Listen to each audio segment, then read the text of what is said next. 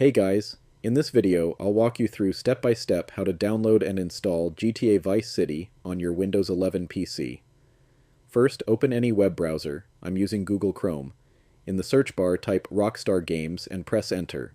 From the search results, click on the official Rockstar Games website. Once you're on their homepage, go to the top right corner and click the search icon. Then, type GTA Vice City into the search bar. You'll see the game appear in the results. Click on it. From here, you can purchase and download GTA Vice City directly from Rockstar's official platform. Another safe method is using Steam. Open the Steam app on your PC or visit the Steam website in your browser. In the search bar, type GTA Vice City, and when it appears, click the game title.